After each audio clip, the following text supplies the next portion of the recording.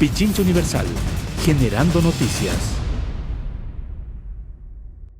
¿Qué tal, abogada Carrión? ¿Cómo está usted? Buenas tardes, muchas gracias por la invitación. Bueno, ¿y qué conoce a propósito de esto, de lo que sucedió en Imbabura? Bueno, es un hecho lamentable en realidad y lo que yo siento es que demuestra la incapacidad del Estado de poder controlar un territorio que claramente está tomado por personas que están en contra de los derechos y están causando malestar y graves daños, no solo a las personas, sino también a los ecosistemas frágiles que se encuentran alrededor. Bueno, es práctica de minería ilegal, ¿no? Sin duda lo que en este momento se evidencia en la zona, ¿no? Y más allá, sí, en efecto, es una práctica de minería ilegal, pero que además ha evidenciado la falta del control del Estado, la capacidad del Estado de controlar un territorio, ¿no? Esto no es de ahora, es de varios años atrás, y en efecto ha significado eso, ¿no? El Ministerio del Interior no ha logrado controlar a pesar de las recurrentes y continuas declaraciones de que se va a realizar controles sistemáticos, no ha logrado hacerlo, y eso sí que nos pone en una alarmante preocupación. Y esta Secretaría de Derechos Humanos que existe en la actualidad, ¿hace algo? Porque se supone que debería hacerlo. ¿Qué conocen ustedes? En teoría no hemos tenido ningún reporte al respecto de la Secretaría de Derechos Humanos sobre esto que está ocurriendo, pero bueno, más allá de eso, digamos que la discusión no es si es que es minería legal o ilegal el problema, sino lo que la minería a gran escala y metálica en particular está causando, los efectos de esta minería que está causando en la vida, ¿no? Pero el gobierno podría argumentar que ahí están las consecuencias de una minería ilegal y entonces hay que hacerlo técnicamente, con empresas muy especializadas tecnológicamente, que cuidan el ambiente y todo lo demás. Ahora es el argumento para que el gobierno diga, bueno, vamos a la minería a gran escala. Es una justificación irrelevante porque en efecto, yo les quería contar justo eso, hay informes de la Contraloría General del Estado en las que se evidencia que a pesar de existir minería legal hecha por el Estado o por concesionarias mineras transnacionales grandes con licencias y permisos ambientales al día, pues existen incumplimientos graves que evidencian la obligación que tiene el Estado de caducar las concesiones, de eliminar las licencias ambientales, de revertir estas concesiones mineras al Estado, ¿no? Incluso de dar por terminado las autorizaciones de uso de agua que Senagua otorga. Entonces, digamos que no es un cuento de la minería legal o ilegal como nos lo quieren plantear.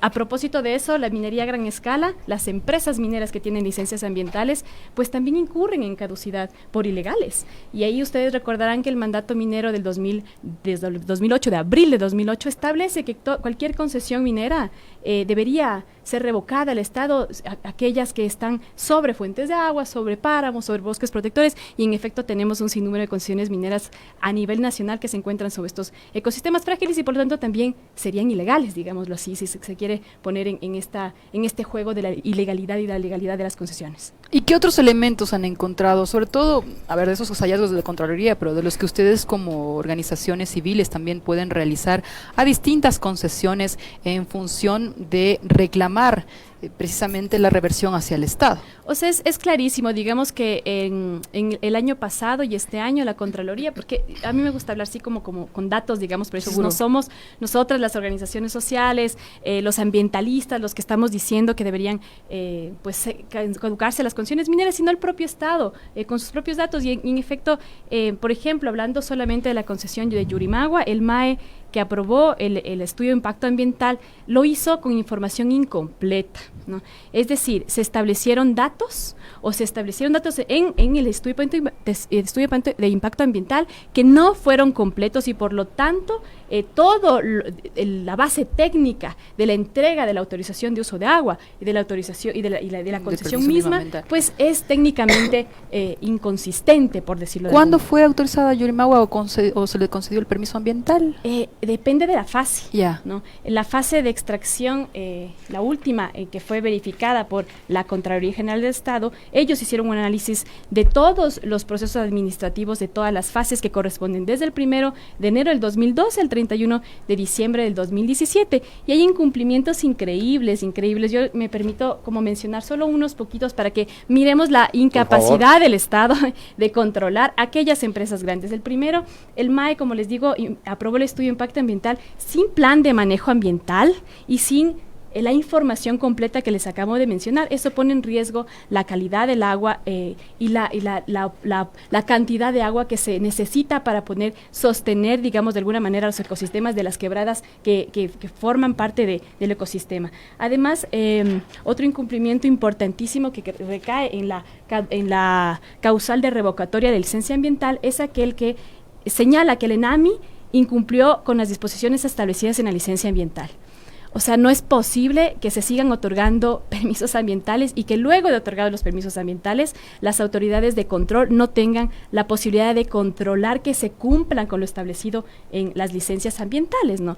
Y eso sí que supone una obligación del Estado de revocar la licencia ambiental en esta concesión minera. Otro de los incumplimientos súper significativos tiene que ver con que la ENAMI no contó con el certificado de no afectación a cuerpos de agua, lo cual pone en riesgo la estabilidad y la calidad del agua que está en el entorno, ¿no? Ni cumplió con el caudal autorizado por Senagua, es decir, usó más agua de la que debía. Eso puede significar y acarrear también algunas causales, entre ellas la causal de la reversión de la concesión minera al Estado y sobre todo de la caducidad de la autorización de uso de agua. ¿Estas son distintas concesiones o es solo una? Es una sola. Solo Yurimagua. Solo Yurimagua existen 9 incumplimientos graves. Bueno, ¿no? la Contraloría dice que ha encontrado 12 observaciones en el caso de Yurimagua, y aquí está José Cueva, que es un activista y residente del cantón Intag, que nos dio a conocer una de las irregularidades. ¿Le parece si le escuchamos para reforzar lo que usted dice?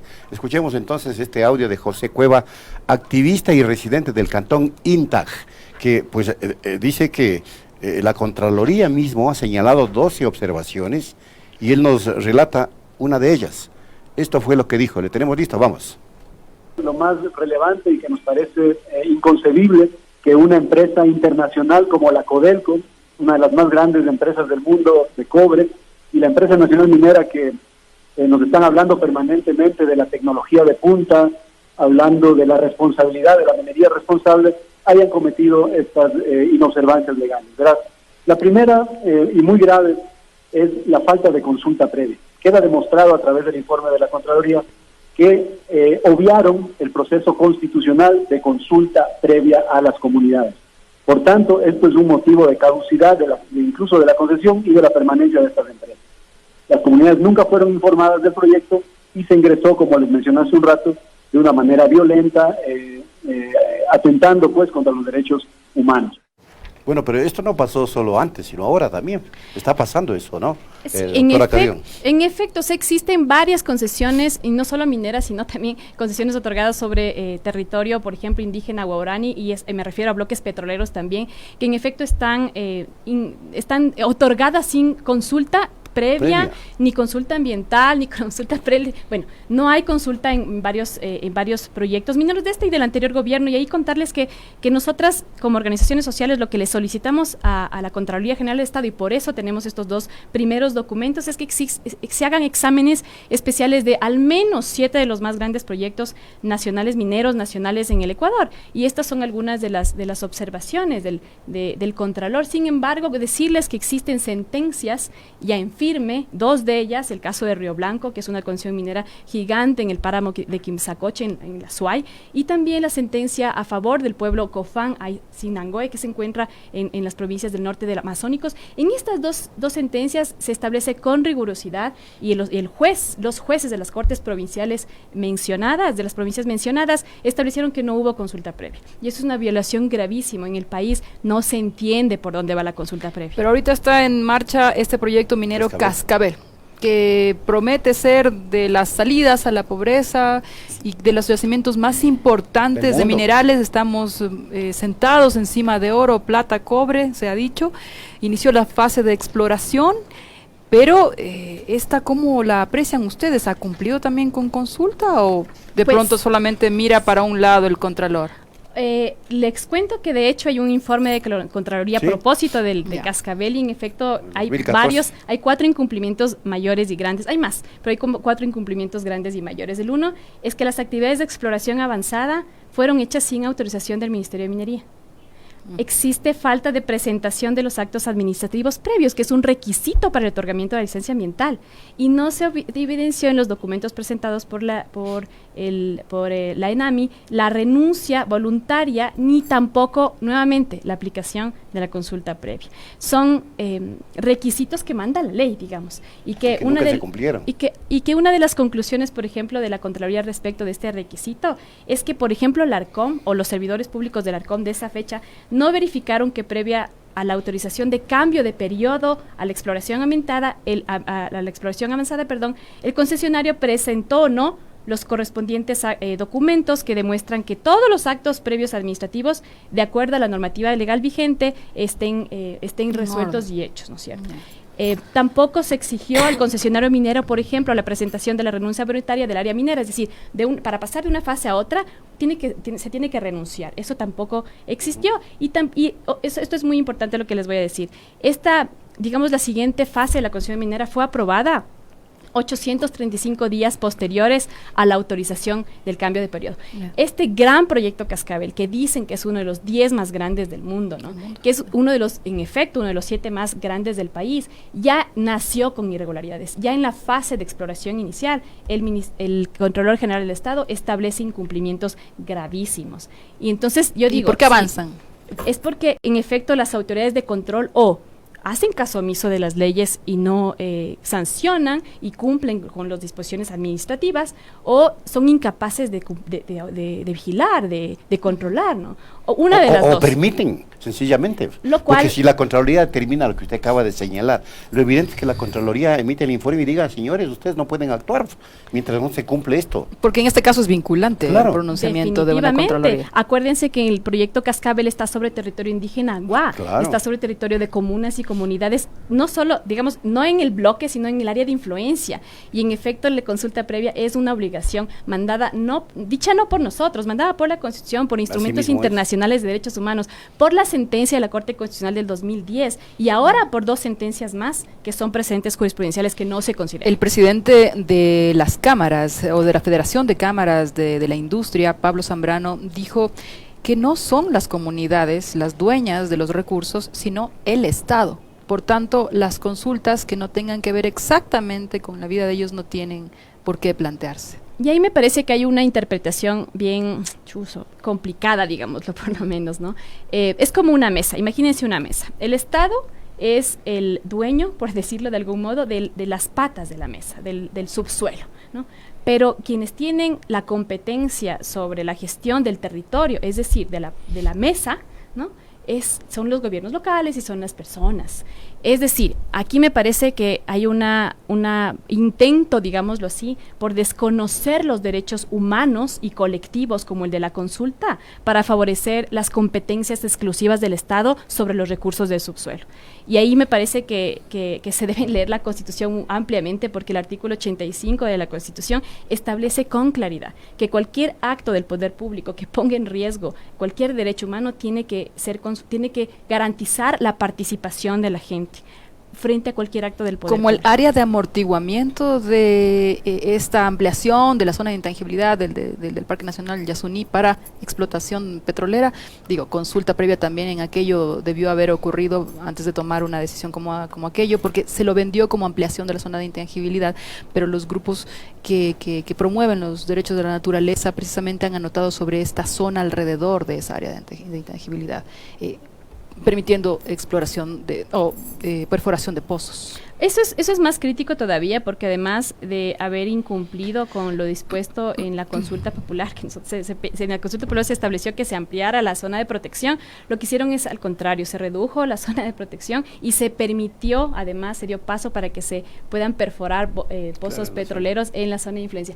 A mí me parece que toda esta interpretación o esta exposición o esta recurrente expedición de normas vía al Ejecutivo, o sea, a través de decretos o a veces de reglamentos, el reglamento del Código Orgánico Ambiental, por ejemplo, ha significado una violación sistemática de los derechos. Para nada siento que tenemos un Estado, un gobierno que está reconociendo las falencias y que además esté garantizando los derechos de manera amplia. Al contrario, se restringen los derechos en cada instrumento que vemos, sea decreto, reglamento, acto administrativo de entrega de una concesión, no se respetan los derechos y eso es gravísimo. Aquí dice la información que tenemos que en el caso de Yurimagua ni siquiera se tiene un respaldo contractual, porque no se establecieron, dice, las observaciones del equipo de control para constituir una empresa de economía mixta con Codelco. Pero todo es un desbarajuste, discúlpeme que utilice este término, porque hay cualquier cantidad de observaciones y sin embargo están operando tanto Cascabel como Yurimagua. ¿Y ahora? O sea, es gravísimo que las autoridades de control hayan identificado tantos incumplimientos que obligan a la caducidad, a la reversión de la licencia ambiental y que las entidades no hagan nada y que Senagua no haga nada. Yo les quiero... Pero que la propia Contraloría no haga nada. Contraloría. Porque no tiene también unas determinadas facultades el Contralor encargado, prorrogado. El Contralor ya debería estar destituyendo al ministro de Ambiente. El Contralor establece incumplimientos y dispone a las entidades que hagan lo que tengan que hacer. Nosotras como CEDU y como DECOIN, dos organizaciones de derechos humanos, presentamos al MAE y presentamos a Senagua un oficio en el que decimos qué pasa porque se están inobservando lo dispuesto por la Contraloría en estos dos exámenes especiales y la respuesta de MAE es irrisoria, por decirlo menos. ¿Qué les dice? Bueno, le veo que ya tiene 2 párrafos de respuesta. Nos dice que están observando y analizando lo que establece la Contraloría General del Estado y que van a realizar, cumpliremos con las recomendaciones emitidas por la Contraloría. Y esto le firma un subsecretario, no el ministro. Carlos Alberto Velasco, subsecretario de Calidad Ambiental. Esta es la respuesta irrisoria, nos dicen que sí, que van a cumplir, pero nosotros ya estamos... O sea, que ya lo vamos a hacer.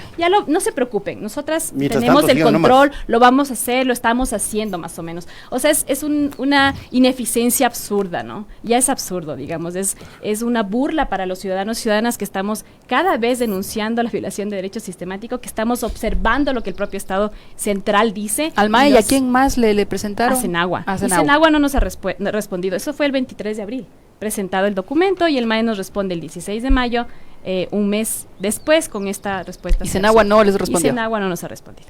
Impresionante. Yo quisiera saber, usted mencionó que en el reglamento también del COA, del Código Orgánico Ambiental, tiene algunos elementos que le preocupan. ¿Cuáles son? Uno de ellos, el más grave, es el que está en el 462, artículo 462 del reglamento, que establece condiciones ya para que se realicen las consultas, se otorguen, las concesiones. Las concesiones sobre bloques petroleros sin consulta. Es decir, tanto el COA como el reglamento del COA son instrumentos que violan sistemáticamente el derecho a la consulta nuevamente.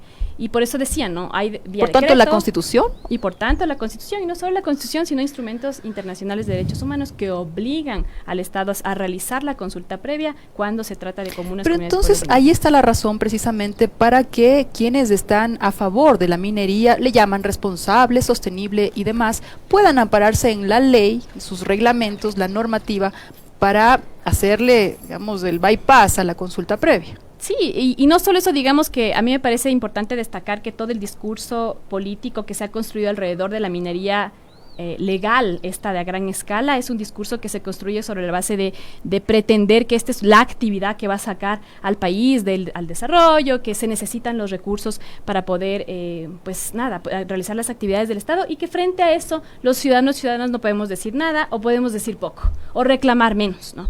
Y ahí yo quiero contarles que a mí me parece importante destacar que una de las actividades extractivas que más daño causa, no solo ambientalmente, sino económicamente al país es la minería. Y ahí contarles que, por ejemplo, una de las obligaciones importantes que tienen por Constitución y por ley las empresas cuando realizan actividades mineras es la reparación y la remediación. Y hay datos significativos que demuestran que, por ejemplo, si se hace una remediación adecuada, integral, el costo por remediación es mucho más alto inclusive que el valor de ingresos que se recibiría por los proyectos mineros. Y ahí les puedo dar datos duros. Por favor. El proyecto Mirador se va a procesar 180 millones de toneladas, ¿no? De estas 180 millones de toneladas a lo largo de 17 años de exploración, en la fase de exploración nada más, significaría un costo de remediación de 900 a 12,000 millones de dólares. Y el ingreso que se está pretendiendo percibir es de 700 millones de dólares. Entonces, ¿en cuántos años? En 17 años. Pero dice 17 usted de Nada. 900 a 12.000 millones. Es el costo de La reparación. remediación ambiental. El Para costo obtener de 700. remediación para Para obtener obtener 700. Por eso es que históricamente las empresas no lo ponen en su Excel de costo-beneficio. Es increíble lo que usted nos porque dice. sería inviable, sería absurdo explotar un territorio que nos va a costar mucho más de lo recibido para remediar. Y en Salvo que no efecto, quieran remediar y que no ¿qué interese. es lo que sucede? Porque los Es lo que estados, generalmente es pasa. lo que pasa, históricamente los estados son los que se encargan de la reparación mal hecha y de la remediación inexistente. Ahora, lo que dicen también los defensores de la llamada minería sostenible y responsable o de gran escala técnica es que oponerse a toda clase de minería es permitir que problemáticas como la de Buenos Aires, que tiene 4 heridos en la balacera de hoy, proliferen precisamente estos otros fenómenos de minería ilegal, artesanal, trata de personas, bueno, y todos los elementos conexos y graves alrededor de este tema. O sea, es nuevamente un discurso construido para legitimar la actuación de las empresas transnacionales mineras en el Ecuador. Yo quiero recordarles que en casi todos los proyectos a gran escala existe también minería ilegal. ¿Por qué no observan entonces la minería ilegal que sí que existe a los alrededores del proyecto Mirador, por ejemplo? ¿No? Hay minería ilegal, Bruto pero no del dicen nada, digamos, no hay intervención. Nosotras no estamos a favor de la minería ilegal, digamos, como organizaciones de derechos humanos, no estamos a favor de la minería ilegal, estamos en contra de la minería a gran escala, metálica a gran escala, que causa los graves efectos humanos, ambientales, ecosistémicos que ustedes conocen, ¿no? Porque, por ejemplo, en este caso, lo último, perdón, del tema de Cascabel, del proyecto minero Cascabel, lo que se había manifestado en este caso era por parte del presidente de la Cámara de Minería Nacional de Minería, es que la excavación se dará a 2.500 metros, cosa que no va a perjudicar las fuentes de agua y que ahora sí que podemos hablar de agua y minería y no, digamos, de agua más minería y no hacer como escoger entre lo uno y lo otro. No el versus. Es que es bien incompatible. Digamos que yo entiendo al presidente de la Cámara de Minería porque su rol, digamos, tiene que además defender es su un negocio. actividad económica, es un negocio. Pero, o sea, a mí me gustaría que demuestren, realmente que lo demuestren y no solamente que lo digan, que no se va a contaminar el agua, ¿no?, cuando se realiza la actividad minera. Y ahí ponerles un elemento. Cuando se realiza la actividad minera, pues se saca roca del subsuelo y entonces se generan desechos que tienen en su composición, las rocas tienen en su composición materiales pesados, minerales pesados, Claro. plomo, sí, mercurio y demás. Mercurio. Estos minerales pesados, al estar en contacto con el agua superficial y el aire, provocan una cosa que se llama acidez, digámoslo así, se acidifica todo, ¿no? Y los relaves se llaman así, como los espacios donde se colocan los desechos de las actividades mineras. Cuando existe una lluvia y se pone en contacto con esta roca, provoca lo que se denomina la lluvia ácida. Y la lluvia ácida causa, pues, muerte y destrucción. Cuando cualquier, pues, río, quebrada o laguna se entra en contacto con esta acidez, con esta lluvia ácida, con este líquido, todo muere. Todo muere. Y en los proyectos mineros, ustedes pueden darse cuenta, están en ecosistemas absolutamente frágiles, en la cordillera del Cóndor, en la cordillera del Toisán, donde llueve mucho, digamos. ¿Qué pasa con el proyecto Fruta del Norte? Que ahí hay una experiencia. O sea, Porque podía sacarse de ahí conclusiones para decir, aquí está la causa por la que ahora no debe seguirse este tipo de explotación minera. y todos, o sea, el En proyecto todos. Mirador también, ustedes recordarán que el proyecto Mirador es uno de los proyectos Sí. que tiene proyectado, digámoslo así, un dique gigante, uno de los más grandes a nivel mundial. Y en el primer temblor, no sé si se recuerdan el temblor que fue en Perú y Sí, que sí. pues conmocionó a gran parte del territorio nacional, se sintió muy fuertemente en Zamora y en Loja. Es un sismo así, dicen los expertos, que puede fracturar o romper este dique, lo cual puede significar que toda la cantidad de los desechos que se encuentran detrás del dique pueda, pues, nada más irse con cualquier ruptura mayor y considerable. Este es uno de los riesgos que siempre se ha denunciado por parte de las organizaciones sociales, pero que el Estado hace caso omiso, ¿no? Yo creo que podríamos tener un punto y contrapunto muy interesante, Muy si interesante. nos permite, doctora, sobre este tema, para oponer algunos argumentos y que podamos tener mayor información que un versus, como bien has dicho. Muchísimas gracias por habernos acompañado con estos datos y estaremos pendientes de todo lo que genere la problemática de la minería. La abogada Patricia Carrión, representante de la Comisión Ecuménica de Derechos Humanos, ha estado con nosotros. Muchísimas Datos gracias. realmente alarmantes los que nos deja nuestra invitada. Amigas y amigos, hacemos la pausa. Pichincha Universal. Aquí se escuchan bien las noticias.